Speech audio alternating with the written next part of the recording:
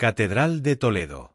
La Catedral de Santa María, llamada también Catedral Primada de España, es un templo católico de arquitectura gótica en Toledo, considerado por algunos como el opus magnum uno de este estilo en España. Su construcción comenzó en 1226 bajo el reinado de Fernando III el Santo y las últimas aportaciones góticas se dieron en siglo XV cuando en 1493 se cerraron las bóvedas de los pies de la nave central, en tiempos de los reyes católicos. Está construida con piedra blanca de Olihuelas, en el término de Olías del Rey. Se la conoce popularmente como Daibs toletana, con el sentido de la rica toledana, es sede de la Archidiócesis de Toledo. Historia. Orígenes. Durante muchos años, la tradición popular no escrita ha venido contando que hubo en este mismo lugar donde se encuentra la actual catedral un primer templo de la época del primer obispo Eugenio. Este templo fue consagrado por segunda vez el año 587, después de haber sufrido algunas alteraciones, como lo atestigua la inscripción aparecida en el 16º que se conserva en el claustro y dice: la ciudad había sido sede obispal de la Hispania visigoda. Los numerosos concilios de Toledo atestiguan su importante pasado eclesiástico, también la abjuración del arrianismo por parte de Recaredo había tenido en ella su lugar y tiempo. La invasión musulmana no eliminó de inmediato la impronta cristiana y el obispado se trasladó y quedó establecido en la iglesia de Santa María de Alfizén. Se cree que el edificio obispal visigodo fue transformado nuevamente para convertirse en la mezquita mayor de la ciudad de Toledo. Algunos investigadores apuntan que la sala de oración de la mezquita se corresponde con el cuerpo de las 5 naves de la actual catedral. El san, o patio, coincidiría con una parte del actual claustro y de la capilla de San Pedro y el alminar con la torre de campanas. Entre los datos arqueológicos actuales es posible observar algunos vestigios de la construcción musulmana. Una columna islámica empotrada dentro de la capilla de Santa Lucía. Los fustes marmóreos que guarnecen el exterior del coro son un aprovechamiento de una antigua construcción musulmana. Los arcos entrecruzados de estilo califal en el triforio de la capilla mayor y en el de la girola coinciden con la tradición constructora musulmana de Córdoba, si bien su estructura es de traza cristiana. La Catedral de Alfonso VI. La ciudad de Toledo fue conquistada por Alfonso VI, rey de León y Castilla, en 1085. Uno de los puntos de las capitulaciones que hicieron posible la entrega de la ciudad sin derramamiento de sangre fue la promesa de este rey de conservar y respetar los edificios de culto, las costumbres y la religión tanto de musulmanes como de la gran población cristiano-mozárabe. Naturalmente, la mezquita mayor se hallaba comprendida en ese compromiso. Poco después, el rey tuvo que ausentarse por cuestiones de estado, quedando al frente de la ciudad su esposa Constanza y el abad del monasterio de Sahagún Bernard de Sedirac, o Bernardo de Cluny, que había sido elevado al rango de arzobispo de Toledo. Estos dos personajes, de mutuo acuerdo y aprovechando la ausencia del rey, protagonizaron un hecho que, según cuenta el padre Mariana en su Historia General de España, a punto estuvo de provocar una rebelión y la ruina de la ciudad recién conquistada 5-6. Urbano II, mediante la bula Cunctis Sanctorum, reconoció la condición de primada a la catedral y diócesis de Toledo. El asunto fue que el día 25 de octubre de 1087, el arzobispo, de acuerdo con la reina Constanza, envió gente armada para que se adueñara por la fuerza del recinto de la mezquita. Después de este lance, instalaron un altar provisional y colocaron una campana en el alminar, siguiendo la costumbre cristiana para arrojar las suciedades de la ley de Mahoma. Cuenta el padre Mariana que el rey Alfonso VI se enfadó tanto cuando se enteró de lo acontecido que ni el arzobispo ni la reina consiguieron aplacarlo y que dictó sentencia de muerte para casi todos los implicados. La leyenda narra que fueron los musulmanes los verdaderos intermediarios para conseguir la paz, con la figura del negociador y alfaquí Abu Walid, quien llevó al rey un mensaje de tolerancia en el que se decía que aceptaban como legítima la usurpación. En recuerdo y gratitud de este gesto, el cabildo catedralicio del siglo XV le dedicó un homenaje y encargó su efigie para colocarla en uno de los pilares de la capilla mayor, perpetuando de esta manera su recuerdo. Este hecho no está documentado y muchos historiadores del arte ven en la efigie un sacerdote de aspecto musulmán.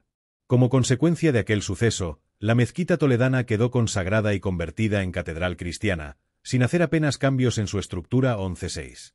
No se sabe cómo era la mezquita, pero teniendo en cuenta los vestigios conservados en otras ciudades, Sevilla, Jaén, Granada, Málaga y la propia mezquita de Córdoba, puede suponerse que sería un edificio columnario, con arquería de herradura sobre columnas tal vez aprovechadas de otras construcciones romanas y visigodas.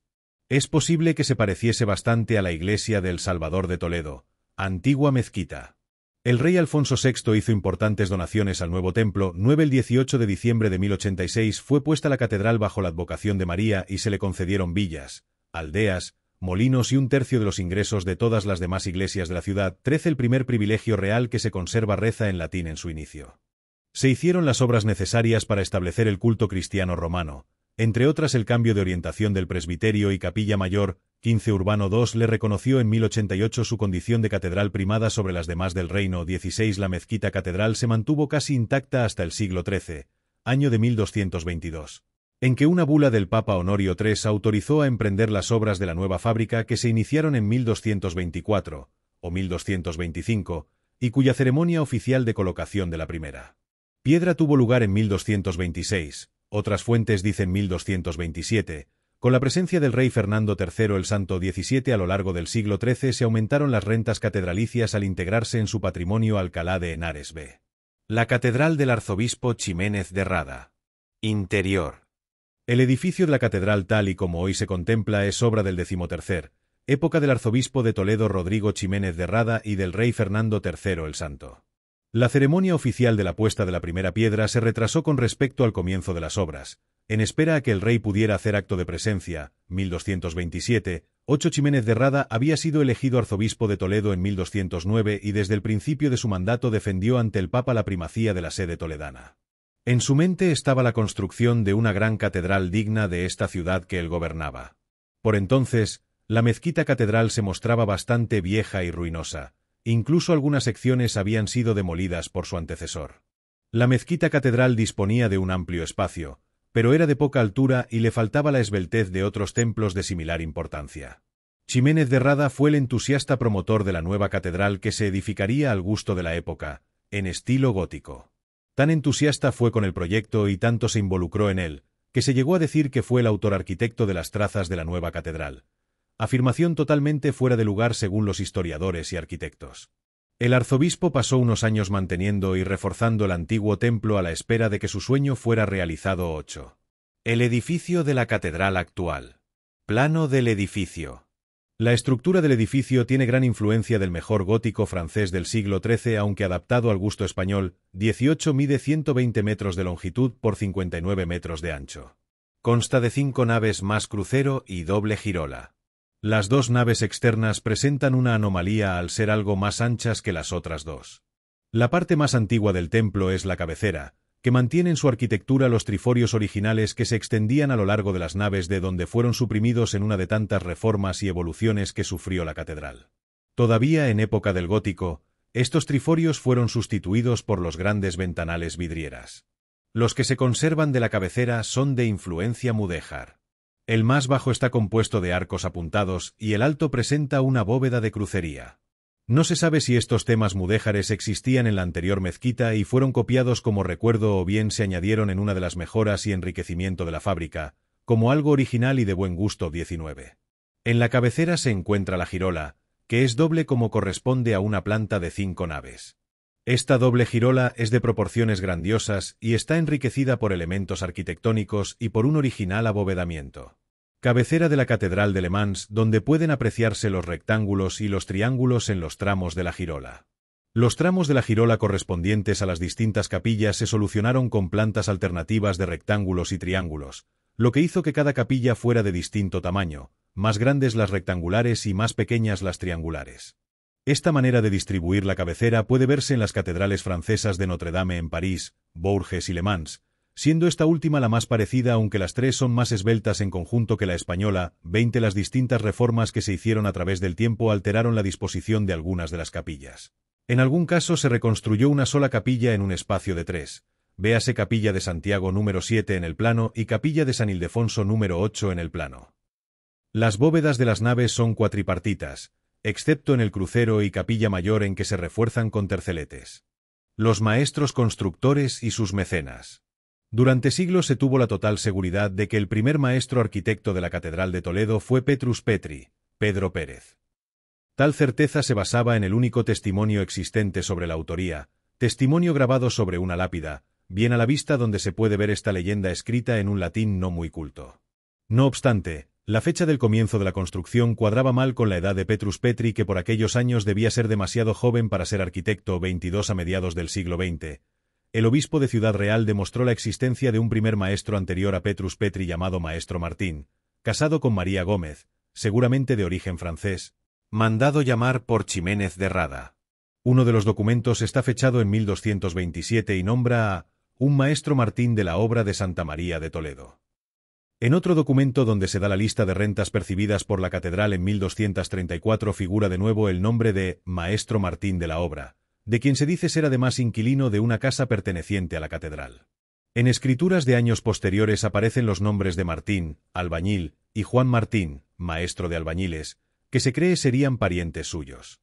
Los estudios realizados hasta el momento indican que el maestro Martín sería el autor de las capillas de las Girolas y que al desaparecer por muerte o por ausencia tomó el peso de la dirección de las obras el maestro Petrus, que terminó las Girolas y construyó los triforios al estilo toledano. A finales del siglo XIII estaba concluida la cabecera y 2 tramos de las naves del lado sur 23. A finales del siglo XIV aparece documentada la figura del maestro Rodrigo Alfonso, que puso la primera piedra del claustro en 1389, bajo el patronazgo del arzobispo Pedro Tenorio, que murió 10 años después, 24. Este arzobispo se ocupó de bastantes obras de la catedral, como la capilla de San Blas en el claustro, que es famosa por la riqueza artística de sus frescos de la Escuela de Siena. El siguiente maestro de quien se tiene noticia fue Alvar Martínez, otras veces González, que fue aparejador de las canteras de Olihuelas en el término de Olías del Rey. Es el autor de la fachada de Poniente, que se comenzó a construir en 1418. Las reformas hechas en 1787 hacen que esta fachada no se pueda contemplar como era realmente en su origen. También fue el autor de la única torre de la catedral, en tiempos del arzobispo Juan Martínez de Contreras, 1423 a 1434, cuyos escudos figuran en el friso que corona el primer cuerpo. 25. La coronación de la torre fue hecha por otro gran maestro, Annequin de Bruselas, que plasmó las armas del siguiente arzobispo, Juan de Cerezuela. Con Annequin llegó un grupo de maestros ilustres, Egas Cuemen, Enrique Egas, Juan Guas, que trabajaron en portadas, capillas y obras suntuarias, dando fin con su labor a la obra gótica. Las bóvedas de los pies de la nave central se cerraron en 1493, bajo la dirección de Juan Guas y Enrique Egas, con el mecenazgo y supervisión del cardenal Pedro González de Mendoza. 26. Grandes mecenas del siglo XVI. Obras y artistas. Cardenal Cisneros. Durante los siglos XVI, XVII y XVIII se van sucediendo distintas obras en la catedral, de acuerdo con los nuevos estilos, obras arquitectónicas, puertas, capillas, altares y obras suntuarias de escultura y pintura. Los mejores y más activos mecenas toledanos viven durante el siglo XVI. Son los arzobispos gobernadores, que en ausencia de los reyes cuidan de la ciudad y su magnificencia. En 1493, a final del siglo XV, el cardenal Mendoza supervisó las obras de cerramiento de las últimas bóvedas de la catedral y expresó en su testamento su deseo de ser enterrado en el presbiterio. En la primera década del siglo XV se construyó el sepulcro en estilo renacentista.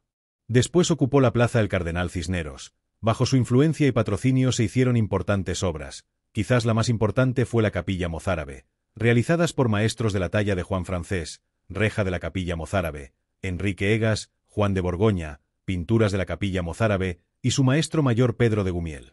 Cisneros mandó construir además el retablo mayor, obra de Diego Copín de Holanda, y el claustro alto para la comunidad canónica, más la librería, biblioteca. 29. Le sucedió Guillermo de Croy, flamenco, que no residió nunca en Toledo. Alfonso de Fonseca y Acevedo, que había sido arzobispo de Santiago de Compostela, fue el impulsor de la capilla de los Reyes Nuevos, obra del arquitecto Covarrubias con pinturas de Maella, siglo XVIII. Con el arzobispo Juan Tavera el renacimiento toledano se encuentra en su gran esplendor. Bajo su gobierno se construyó el coro de Alonso Berruguete y Felipe Bigarni, las fachadas interiores del crucero, la capilla de San Juano del Tesoro y otras portadas y adornos. Con Juan Martínez Siliceo la catedral se vio adornada con la reja de la capilla mayor, obra de Francisco de Villalpando. El cardenal Gaspar de Quiroga fue el responsable del complejo arquitectónico de la capilla del Sagrario, relicario, sacristía y patio y casa del tesorero. Las trazas y planos fueron del maestro mayor Nicolás de Vergara el Mozo. Para construir este complejo se destruyó el Hospital del Rey, que se volvió a levantar frontero y cuyas obras se llevaron a cabo por el gran cardenal Bernardo de Sandoval y Rojas y el arquitecto Nicolás de Vergara, entrado ya el siglo XVII. 30. Exterior de la catedral. Fachada principal y grandes puertas. Alzado de la fachada occidental. La fachada occidental se sitúa ante la plaza del ayuntamiento, donde también se encuentran el palacio arzobispal y el propio ayuntamiento. Desde la plaza, de izquierda a derecha, se alza la torre de campanas, la puerta del infierno, la puerta del perdón, la puerta del juicio final o de los escribanos y, cerrando la monumental fachada, la llamada segunda torre, que no llegó a terminarse, siendo usada como capilla bajo la advocación del Corpus Christi. Fue construida por orden del cardenal Cisneros y pasó a denominarse popularmente como Capilla Mozárabe. En el siglo XVI, Enrique Egas le añadió una linterna gótica y Jorge Manuel Teotocópuli, el hijo del Greco, la coronó con una cúpula de paños, 1622 a 1631, 31. La torre de campanas comenzó a construirse en 1425 por Alvar Martínez, que seguramente aprovechó el cuerpo del alminar de la anterior mezquita para construir un primer cuerpo de planta cuadrada. El maestro Annequin terminó la estructura añadiendo un segundo cuerpo octogonal con remates apuntados e inspirados en edificaciones de Amberes o Bruselas 32. Puerta del Perdón. La Puerta del Perdón, situada en el centro, data del siglo XV.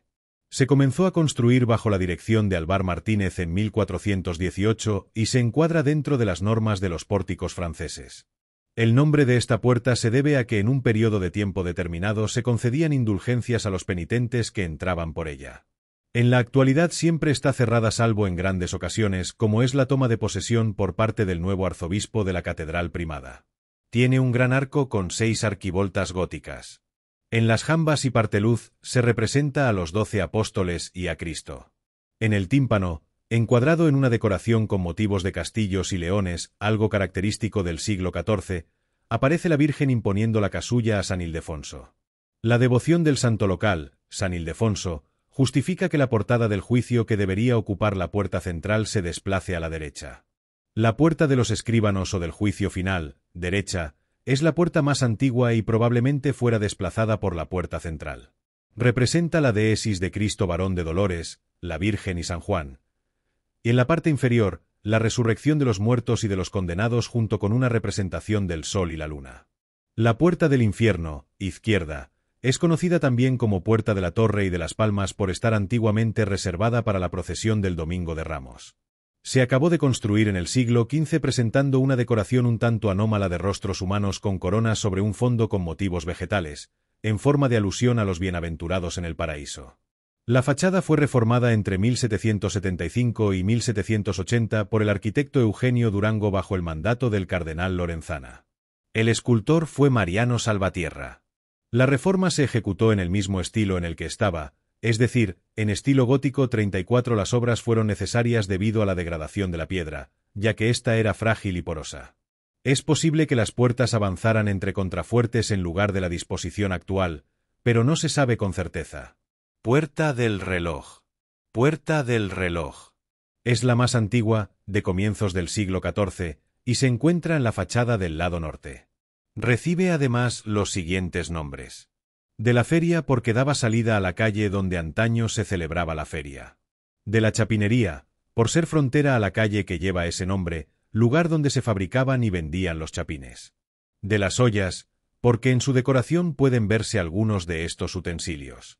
El tímpano está dividido en 4 fajas horizontales, en las que se muestran escenas de la vida de Cristo, la Anunciación, la Natividad, la adoración de los Reyes Magos, la degollación de los inocentes, la huida a Egipto, la circuncisión, Jesús entre los doctores, la presentación de Jesús en el templo, el bautismo y las bodas de Caná.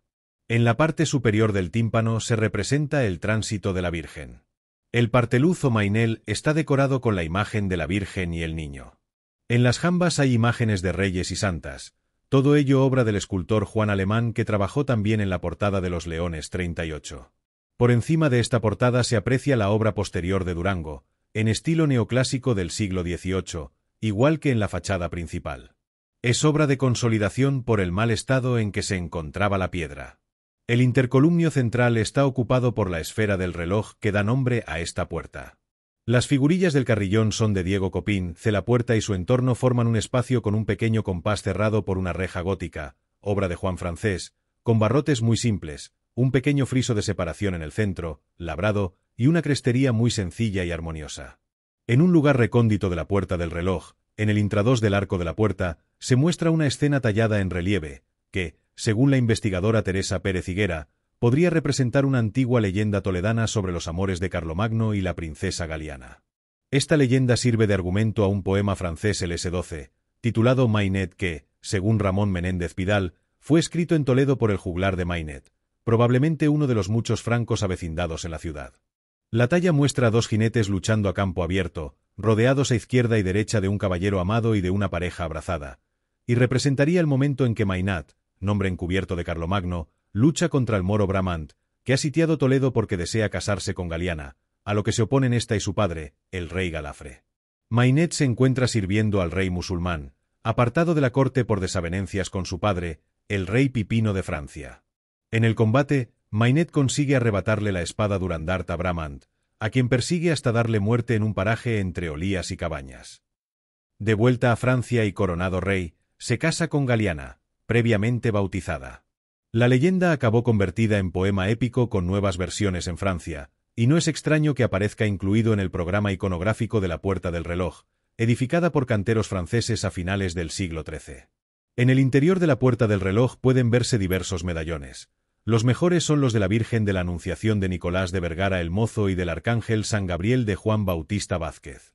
Se adorna también con cuadros y escudos. Los batientes interiores de la puerta son del siglo XVIII, obra de Raimundo Chapuz, mientras que los batientes exteriores, en bronce, son obra de dos escultores, Zureño, el de la izquierda, y Antonio Domínguez, el de la derecha. Sobre la portada está el rosetón del siglo XIII, en el que se conservan las vidrieras más antiguas de la catedral, datadas en el siglo XIV. El resto de vidrieras son, en su mayor parte, de los siglos XV y XVI, aunque muchas fueron destrozadas por los bombardeos de la Guerra Civil. Puerta de los Leones. Puerta de los Leones. De los siglos XV y XVI. Es la más moderna de las grandes puertas. Se llama así por los leones que coronan las columnas de la reja que cierra el pequeño compás. Tiene además otros dos nombres. Se construyó entre los años 1460 a 1466, bajo el mandato del arzobispo Alonso Carrillo de Acuña, con trazas de Annequin de Bruselas y Egas Cuemen en colaboración con los escultores flamencos Pedro y Juan Guas y Juan Alemán, autor del apostolado. Estos artistas estaban al frente de un gran taller que contaba con prestigiosos canteros y entalladores. La estatuaria de la puerta es uno de los mejores conjuntos hispano-flamencos del siglo XV, sobre todo la Virgen del Parteluz y las estatuas de las jambas. Los querubines y ángeles músicos que acompañan la subida de María a los cielos son obras de arte ejecutadas con gran delicadeza. La fachada fue alterada por Durango y Salvatierra en el siglo XVIII, igual que en las otras puertas, para consolidar el edificio. Los 11 medallones situados por encima de la última arquivolta representan a profetas y patriarcas. El del centro representa a la Virgen María. Remata la puerta una gran estatua de San Agustín Orante 43. Los batientes de bronce de las puertas son una obra maestra de Francisco de Villalpando, que hizo una gran labor en los tableros o planchas. Están ocultas a la vista, protegidas con paneles de madera. Por encima puede verse el gran rosetón de vidrieras policromadas. Interior de la Puerta de los Leones. Asunción de la Virgen, detalle de la Puerta de los Leones. El interior de la puerta corresponde al gran frontis del crucero en su lado meridional sobre el que descansa el balconcillo con balaustrada renacentista que soporta la tribuna donde está el órgano del emperador, el más antiguo de la catedral, de mediados del siglo XVI, con la caja ejecutada en piedra. Es tradicional que suene este órgano en la festividad del Corpus Christi al regreso de la procesión. También se utiliza en otras ocasiones solemnes o en conciertos 42. Más arriba se ve el gran rosetón, enmarcado en un cuadrado cuyas enjutas están labradas con rosáceas. En la parte baja del gran frontis está la puerta dividida por parteluz. Sobre la puerta se ve el tímpano esculpido con temas de la genealogía de la Virgen, árbol de Jesé, cuyos autores fueron los mismos que trabajaron en el exterior de esta puerta. Por encima del tímpano puede verse la obra plateresca en cuyo centro hay un gran medallón de la coronación de la Virgen, obra de Gregorio Pardo, hijo mayor de Felipe Bigarni. A ambos lados se ven las estatuas de David y Salomón, atribuidas a Esteban Jamete. A derecha e izquierda de este frontis, abajo, se hallan dos sepulcros. El de la derecha estuvo vacío hasta 1993, cuando fueron trasladadas desde Roma las cenizas del arzobispo Fray Bartolomé de Carranza de por expreso deseo del cardenal Marcelo González Martín. 47. El de la izquierda guarda los restos del canónigo Alfonso de Rojas, representado en una estatua orante. La reja exterior de la Puerta de los Leones. Detalle de la reja exterior de la Puerta de los Leones de Juan Álvarez de Molina. Se ejecutó esta obra un siglo después de las grandes rejas de la capilla mayor y del coro, en un estilo completamente distinto del de aquellas, que daba paso a la solidez y utilidad más que al gusto por la ornamentación demostrado en el siglo anterior. Su autor fue Juan Álvarez de Molina, natural de Úbeda, Jaén, que realizó la reja en la ciudad de Toledo en 1647. Los documentos conservados al respecto dicen que el rejero recibió 8.504 reales y 12 maravedíes, más los 27.000 que le habían sido dados con anterioridad. El documento da cuenta del coste del hierro empleado por el rejero que ascendía a prácticamente la cantidad recibida por el trabajo. Otras puertas y portadas de la catedral. Puerta llana. De estilo neoclásico, año 1800, es obra de Ignacio Ahán. Se trata de la única puerta de entrada a la catedral a ras de suelo, sin escalones, de ahí su nombre. Está formada por un edículo con frontón triangular, pilastras laterales y dos columnas con fuste liso y capiteles jónicos a modo de entrada in antais. Por esta puerta acostumbran a salir las procesiones. En la actualidad es el acceso de visitantes. Portada de Santa Catalina. Es una de las dos puertas que se abren al claustro. De estilo gótico tardío. Sus arquivoltas están labradas con motivos vegetales de hojarasca y follaje. El pilar que hace de mainel está muy trabajado en sus caras laterales, con castillos y leones. En su interior presenta dos secciones. La más alta está ornamentada con una serie de estatuas con doseletes. En el tímpano sobre el arco gótico hay una pintura de Luis de Velasco representando la Anunciación. Puerta de la Presentación. Es la otra puerta que conduce al claustro. De tiempos del cardenal Tavera, de rica talla y miniaturas de imaginería en estilo plateresco elaboradas en buena piedra muy blanca.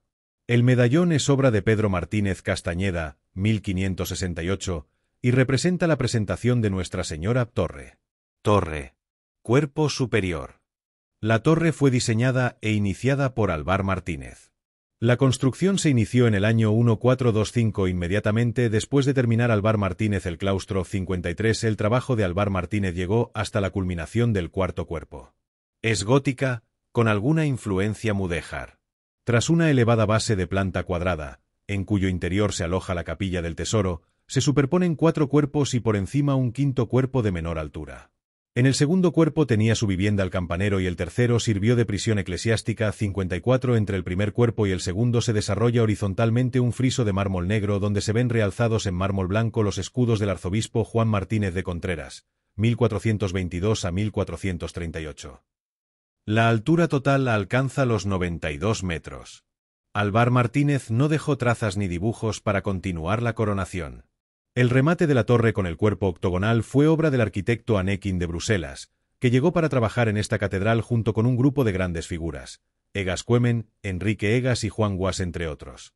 El cuerpo octogonal está acompañado de pináculos y arbotantes y se remata con una flecha que soporta tres coronas imitando una tiara. En origen, el proyecto fue levantar dos torres, cita requerida, una a cada lado de la fachada occidental, pero solo llegó a elevarse una, la de la esquina noroeste, mientras que de la opuesta solo se levantaron los primeros tramos, siendo este el lugar donde más tarde se construiría la capilla mozárabe. Según Pedro Navascués, no está claro si fue realmente una torre lo que aquí se quiso levantar o fue tan solo el recinto de una capilla funeraria o una sala capitular. La campana de San Eugenio. El 8 de diciembre de 1755 sonó el tañido inaugural de la campana de San Eugenio, popularmente conocida como la campana gorda. Su primer sonido defectuoso ya mostró signos de incipiente rotura, consecuencia de un defecto de fundición que acabaría agrietándola hasta presentar el aspecto actual. El pueblo toledano había esperado durante 2 años para ver fundida la mayor campana de España, que con sus casi 18 toneladas solo era superada en el mundo por la gran campana moscovita del Zar y la de la Catedral de Colonia. El promotor de esta campana fue Luis Antonio de Borbón, el arzobispo cardenal toledano, hijo de Felipe V, quien invirtió una enorme cantidad de dinero en este proyecto. Pero ni este gasto ni los solemnes actos litúrgicos celebrados para rogar por el éxito de su fundición en un taller cercano a la plaza de San Justo, impidieron que la campana resultase un fracaso. Pese al contundente diagnóstico inicial del aparejador de la catedral atribuyendo su mal sonido y la fisura de la campana a un defecto de fundición, la honrilla local, la historiografía coetánea y las leyendas populares se confabularon para culpar de su rotura al descomunal tamaño de su badajo de bronce, que de inmediato fue sustituido por otro más pequeño, sin que esto impidiese que su grieta de agrandara. Toda la responsabilidad fue del renombrado campanero cántabro Alejandro Gargollo, artífice de la Gorda, quien ya había fundido otras campanas defectuosas con anterioridad e incluso fue incapaz de cumplir la cláusula del contrato que le obligaba al traslado y subida de la campana a la torre, tarea que resultó harto costosa y complicada.